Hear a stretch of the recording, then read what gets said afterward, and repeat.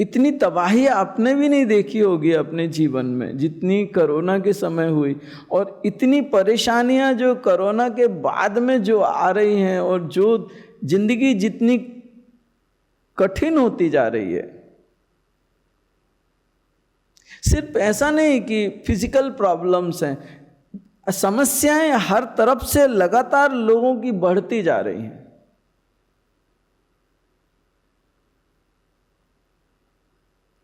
इसी को मैं कलयुग मानता हूं, जहां संघर्ष बहुत अति से अधिक बढ़ जाए और जीवन बहुत कठिन हो जाए, उसको कलयुग मानता हूं।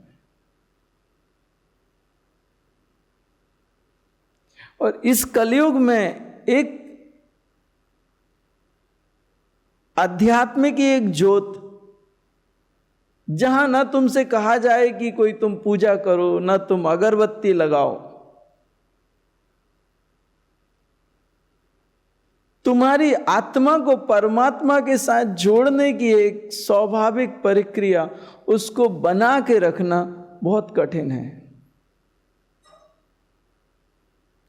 तुम्हारी पूरी कॉन्शियसनेस, तुम्हारी पूरी सोच यहीं तक है कि मंदिर में जाओ, सर टेको, 2 अगरबत्ती लगाओ, एक नारियल फोड़ो, इससे कुछ नहीं होगा बाबा जी, कुछ भी नहीं होने वाला, कुछ भी नहीं होने वाला।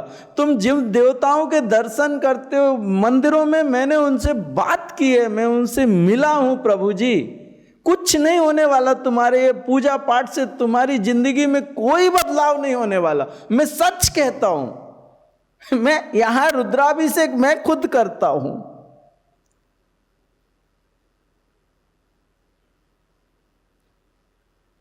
लेकिन जब मैं रुद्राभिषेक करता हूं तो वो मंत्र जो मैं रुद्राभिषेक में बोलता हूं, उन पे मैंने जंगलों में जाके साधनाएं की हैं, उन मंत्रों को जागृत किया है।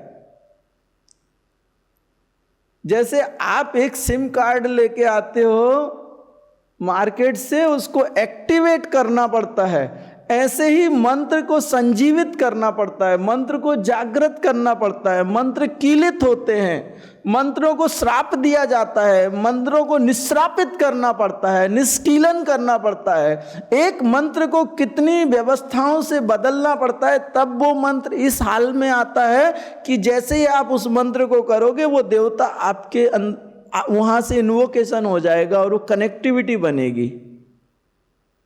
उस मंत्र को संजीवित करना पड़ता है, और ये सब आप देखना आपके ग्रंथों में लिखा है। संजीवित करना पड़ता है, निष्कीलित करना पड़ता है, निश्रापित करना पड़ता है। जो भी पावरफुल मंत्राज हैं उनको सबको श्रापित किया गया है। जैसे गायत्री मंत्र को विश्वामित्र ने श्राप दिया था कि कोई भी साधक इस मंत्र को करेगा, ये मंत्र कभी पावर में नहीं आएगा। गायत्री को विश्वामित्र ने खुद श्राप दिया था। ऐसे ही हर एक जितने भी बड़े बड़े मंत्राज हैं वो सब श्रापित हैं, वो सब कीलित हैं, वो सब मुर्दे हैं, वो उनमें जान नहीं है। उनको संजीवित करना पड़ता है, निष्कीलित करना पड़ता है, निश्रापित करना पड़ता है, और उसके लिए जंगलों में जाके तपश्चर्या करनी पड़ती, गहरी गहरी। आप सिम कार्ड तो ला सकते हो, लेकिन सिम कार्ड का एक्टिवेशन आप खुद नहीं कर सकते। वहां पे एक डिपार्टमेंट है, वो जब आपको अच्छी तरीके से आपसे संतुष्ट होगा तब वो एक्टिवेट करता है सिम कार्ड। मंत्र तो तुम्हें ग्रंथ में मिल जाएंगे, तुम उन मंत्रों को बैठ के चिल्लाते रहो, सुबह से शाम तक चिल्लाओ। वो एक्टिवेट ही नहीं है तो देवता आएगा कहां से? जब देवता नहीं आएगा तो काम कहां से होगा? आप समझ रहे हैं ना बात? जो ऋषि मुनि अगर जंगलों में जाते थे तो वो क्या करते थे? उन मंत्रों पे साधना करते थे। उन मंत्रों पे साधना करके उनको क्या मिलता था? वो मंत्र जागृत होते थे, और जब वो मंत्र जागृत होते थे वो देवी शक्ति उनके अधिकार में आती थी। मैं आपसे बोलूं, मैं आपसे कहूं कि देखो, तुम 24 घंटे के लिए और 365 दिन के लिए मेरे गुलाम हो। मैं सुबह 8 बजे बोलूं तो तुम्हें तुरंत मेरा काम करना होगा। मैं रात को 2:30 बजे बोलूं तो तुम्हें रोज तुरंत खड़ा होना पड़ेगा, मैं जो बोलूं तुम्हें वो करना पड़ेगा। आप मानोगे? आप मानोगे क्या? मानेंगे क्या साहब आप? हाँ,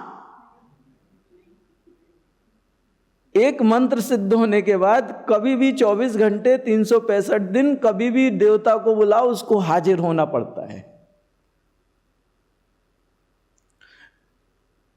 जब तुम साधारण मनुष्य होके गुलामी नहीं कर सकते तो वो देवता क्यों करेगा तुम्हारी गुलामी? आप सीधी सी बात सोचो ना।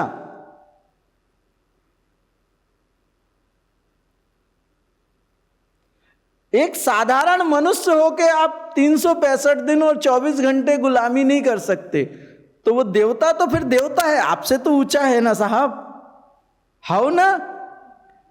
अभी मैं उसको मंत्र को आवाहन करूं, देवता को अब भी आना पड़ेगा क्योंकि वो मंत्र सिद्ध हो चुका है, उसकी मर्यादा है।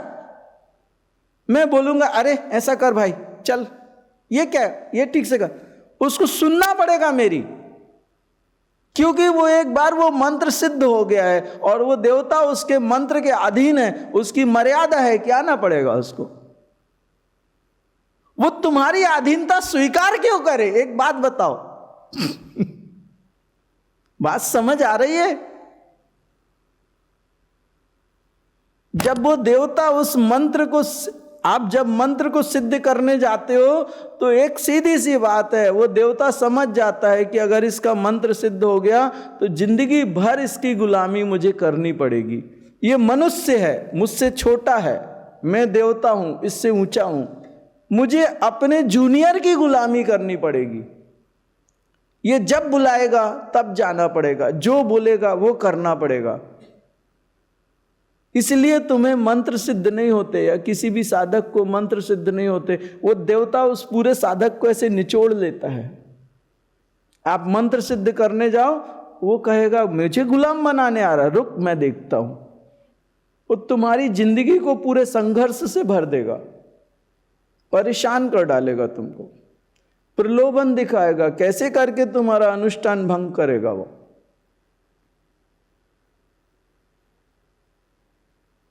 जब मंत्र सिद्ध होगा तभी उनके देवता हाजिर होते हैं, जब वो देवता हाजिर होते हैं तभी आपका अनुष्ठान पूर्ण होता है। आप जो पूजा पाठ करते हो उसमें मंत्रों से उन देवताओं का आवाहन होता है। और अगर आपको ये चीज़ देखना है तो केरला के जो ब्राह्मण हैं, केरला आप कभी जाओ, उनके मंदिरों में जो ब्राह्मण हैं वो मंदिरों के परिसर में तपस्या करते हैं। आप उनकी साधना देखो।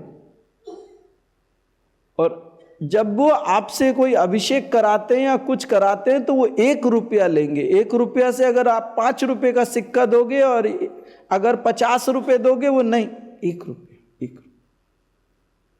चुप, ज्यादा बात नहीं करेंगे, तुम्हारा सब कराएंगे और 1 रुपया लेंगे। वो भी उनका एक, तुम्हारा दक्षिणा देना कंपलसरी है और उनका लेना कंपलसरी है, नहीं तो वो तुम्हारा अनुष्ठान अनकंप्लीट रह जाएगा। इसलिए वो 1 रुपया लेते हैं बस। और चुपचाप जाके आपके अनुष्ठान कराए, वहाँ पे जाके दुर्गा सप्तशती लेके बैठ जाएंगे। वहाँ पे वो चुपचाप मंदिर के पीछे एकदम शांति से। आप केरला के मंदिरों में जाके देखो, आपको पता चलेगा कि मंत्र अनुष्ठान क्या होते हैं। उनका खाना पीना देखो आप, उनका जीवन एक तपस्वी के जैसे जीवन जीते हैं, इसलिए उनके मंत्रों में पावर है। मैं गया उनके मंदिरों में, मैंने उनको कोशिश की थोड़ा वो पैसे ज़्यादा देने की, नहीं, चुपचाप जाके वहाँ जहाँ पे वो अपने मंत्र उच्चारण कर रहे हैं या वो साधना कर रहे हैं, वहाँ साधारण आदमी को नहीं, आप दूर से देख सकते हो उनको, वहाँ जाने नहीं देंगे। वो मंदिर के जो ट्रस्टीज हैं या जो मंदिर के सिस्टम्स हैं, वहाँ आपको प्रवेश निषेध है। चुपचाप वो बैठ के अपनी साधना करेंगे वहाँ पे। ठंडी, गर्मी, बरसात, उनके शरीर पे उतने ही कपड़े रहेंगे, वैसी ही व्यवस्था रहेगी, एकदम तपस्वी के जैसे। वो अगर आपके पूजा पाठ को कराए, संपन्न कराए, तो वो मंत्र उनको जागृत हो सकते हैं, क्योंकि वो तपस्या करते हैं।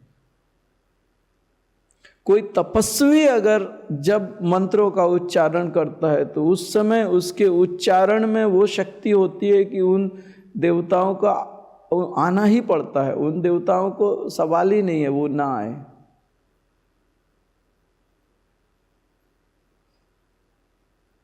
तो महत्व इतना है कि हम अपने आप को धोखा दे रहे हैं, और जिन्होंने भी परमात्मा को पाया साधना से पाया, पूजा पाठ से नहीं पाया। ऐसा नहीं है कि हिंदू बस हों कि उन्होंने ये किया वो किया। जिसने भी पाया, अगर कबीर ने भी पाया, कबीर तो मुस्लिम संप्रदाय से थे, लेकिन उन्होंने जब साधना की और अपने अंदर में उतरे तब उन्होंने परमात्मा को पाया।